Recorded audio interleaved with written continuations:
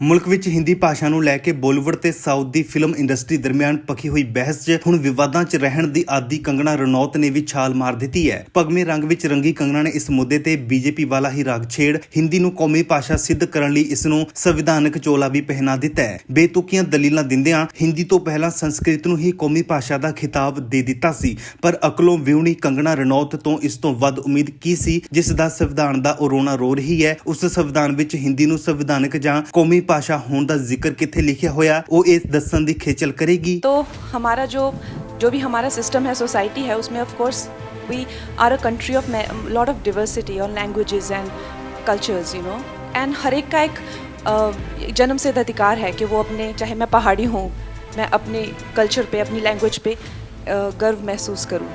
हमारा जैसे देश है, to make it one unit हमें कोई तो थ्रेड चाहिए ना, to run through it, right. अगर हमें कॉन्स्टिट्यूशन को कहा जाए, अगर हमें कॉन्स्टिट्यूशन का सम्मान करना है, तो जब इन लोगों ने बनाई तो हिंदी को राष्ट्रभाषा बनाई। अब जब आप कहते हैं कि मुझे as Tamil is actually older than Hindi, लेकिन उससे भी ओल्डर है संस्कृत। अगर आप मुझसे मेरा बयान पूछना चाहते हैं तो I think the national language should be Sanskrit. कि कन्नड़ा से तमिल से लेके गुजराती से लेके हिंदी सब उसी के से आई हुई है। ਉਂਗ ਪਟੰਗ ਕੁਝ ਵੀ ਬੋਲ ਖਬਰਾਂ 'ਚ ਰਹਿਣ ਦੀ ਆਦੀ ਕੰਗਣਾ ਨੂੰ ਅਸੀਂ ਦੱਸ ਦਈਏ ਕਿ ਬੀਬੀ ਸਾਡੇ ਸੰਵਿਧਾਨ ਵਿੱਚ 22 ਭਾਸ਼ਾਵਾਂ ਨੂੰ ਮਾਨਤਾ ਹੈ ਤੇ ਤੇਰੀ ਹਿੰਦੀ ਨੂੰ ਸੰਵਿਧਾਨਕ ਭਾਸ਼ਾ ਦਾ ਇਸ ਵਿੱਚ ਕਿਧਰੇ ਵੀ ਜ਼ਿਕਰ ਨਹੀਂ ਕੀਤਾ ਹੋਇਆ। ਤੇ ਜਿਸ ਸੰਸਕ੍ਰਿਤ ਨੂੰ ਤੂੰ ਸਭ ਤੋਂ ਵੱਧ ਪੁਰਾਣੀ ਭਾਸ਼ਾ ਉਹ ਦੱਸ ਰਹੀ ਹੈ, ਉਹ ਇਸ ਤੱਥ ਤੋਂ ਅਣਜਾਣ ਹੈ ਕਿ ਤਾਮਿਲ ਤੇ ਪੰਜਾਬੀ ਤਾਂ ਉਸ ਵੱਲੋਂ ਜਿਹੜੀਆਂ ਭਾਸ਼ਾਵਾਂ ਦਾ ਢੋਲ ਵਜਾਇਆ ਜਾ ਰਿਹਾ ਹੈ ਉਸ ਤੋਂ ਵੀ ਵੱਧ ਪੁਰਾਣੀਆਂ ਨੇ। ਉਹਨਾਂ ਦੇ ਪਿੱਛੇ ਇੱਕ ਅਮੀਰ ਵਿਰਾਸਤ ਖੜੀ ਹੈ। ਇੱਥੋਂ ਤੱਕ ਕਿ ਸੁਪਰੀਮ ਕੋਰਟ ਦੀ ਆਫੀਸ਼ੀਅਲ ਲੈਂਗੁਏਜ ਵੀ ਇੰਗਲਿਸ਼ ਹੈ, ਨਾ ਕਿ ਹਿੰਦੀ, ਜਦਕਿ ਸਾਰੇ ਸੂਬਿਆਂ ਦੀਆਂ ਅਦਾਲਤਾਂ ਆਪਣੀ ਖੇਤਰੀ ਭਾਸ਼ਾ ਵਿੱਚ ਫੈਸਲਾ ਸੁਣਾਉਂਦੀਆਂ ਨੇ।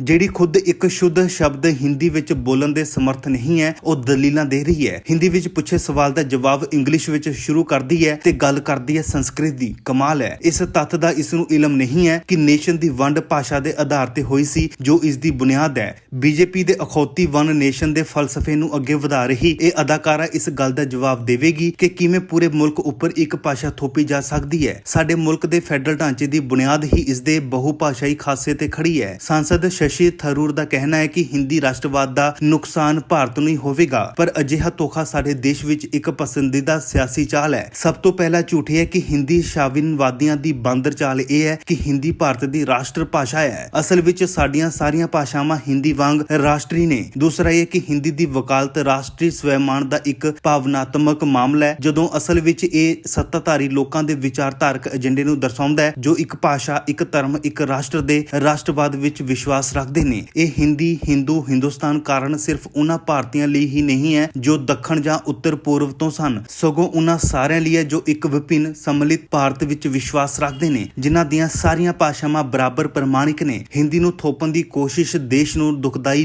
ਢੰਗ ਦੇ ਨਾਲ ਵੰਡ ਦੇਵੇਗੀ। ਜਿਵੇਂ ਕਿ ਮੈਂ ਪਹਿਲਾਂ ਦੇਖਿਆ, ਭਾਸ਼ਾ ਨੂੰ ਮੌਕੇ ਦਾ ਸਾਧਨ ਹੋਣਾ ਚਾਹੀਦਾ ਹੈ, ਜ਼ੁਲਮ ਦਾ ਨਹੀਂ। ਜ਼ੁਲਮ ਦਾ ਵਿਰੋਧ ਕੀਤਾ ਜਾਣਾ ਚਾਹੀਦਾ ਹੈ ਅਤੇ ਹੋਵੇਗਾ। ਹਿੰਦੀ ਦੇ ਜੋਸ਼ੀਲੇ ਆਰਥੋਗ੍ਰਾਫਿਕ ਤੌਰ ਤੇ ਚੁਣੌਤੀ ਦਿੰਦੇ ਦੇਵਗਨ ਵਾਂਗ ਬੇਲੋੜੀ ਤੌਰ ਤੇ ਅਜਿਹੀ ਲੜਾਈ ਨੂੰ ਭੜਕਾ ਰਹੇ ਨੇ ਜੋ ਹਾਰ ਜਾਣਗੇ, ਕਿਉਂਕਿ ਜੇਕਰ ਉਹ ਇਸ ਦਾ ਪਿੱਛਾ ਕਰਦੇ ਨੇ ਤਾਂ ਦੇਸ਼ ਆਪਣੇ ਆਪ ਹਾਰ ਜਾਵੇਗਾ। ਵਿਡੰਬਨਾ ਇਹ ਹੈ ਕਿ ਉਹ ਅਜਿਹੇ ਸਮੇਂ ਕਰ ਰਹੇ ਹੈ ਜਦੋਂ ਉਹ ਚੁੱਪਚਾਪ ਜੰਗ ਜਿੱਤ ਰਹੇ ਸਨ। ਬਾਲੀਵੁੱਡ ਨੇ ਇਹ ਸੁਨਿਸ਼ਚਿਤ ਕੀਤਾ ਹੈ ਕਿ ਭਾਰਤ ਦਾ ਜ਼ਿਆਦਾਤਰ ਹਿੱਸਾ ਕੁਝ ਹਿੰਦੀ ਬੋਲਦਾ ਹੈ, ਕਿਉਂਕਿ ਇਹ ਮਨੋਰੰਜਨ ਦੀ ਪ੍ਰਮੁੱਖ ਭਾਸ਼ਾ ਹੈ। ਜਿਵੇਂ ਕਿ ਦੇਵਗਨ ਨੇ ਦੱਸਿਆ, ਕਿਚਾ ਸੁਦੀਪ ਅਤੇ ਹੋਰ ਦੱਖਣੀ ਸਿਤਾਰੇ ਉੱਤਰੀ ਦਰਸ਼ਕਾਂ ਤੱਕ ਪਹੁੰਚਣ ਲਈ ਖੁਸ਼ੀ ਦੇ ਨਾਲ ਆਪਣੀ ਫਿਲਮਾਂ ਹਿੰਦੀ ਵਿੱਚ ਡੱਬ ਕਰਦੇ ਨੇ। ਆਖਿਰਕਾਰ ਭਾਸ਼ਾ ਇੱਕ ਸਾਧਨ ਹੈ, ਅੰਤ ਨਹੀਂ ਹੈ। ਵਿਭਿੰਨਤਾ ਵਿੱਚ ਏਕਤਾ ਇੱਕ ਕਲੀਚ ਹੈ, ਕਿਉਂਕਿ ਇਹ ਭਾਰਤ ਬਾਰੇ ਸੱਚਾਈ ਨੂੰ ਪ੍ਰਗਟ ਕਰਦਾ ਹੈ। ਚੰਗੀ ਤਰ੍ਹਾਂ ਛੱਡੋ, ਹਿੰਦੀ ਦੀ ਪ੍ਰਸਿੱਧੀ ਵੱਧਦੀ ਰਹੇਗੀ। ਇਸ ਨੂੰ ਥੋਪਣ ਦੀ ਕੋਸ਼ਿਸ਼ ਕਰੋਗੇ ਤਾਂ ਸਾਡੀ ਵਿਭਿੰਨਤਾ ਸਾਡੀ ਏਕਤਾ ਨੂੰ ਖਤਮ ਕਰ ਦੇਵੇਗੀ।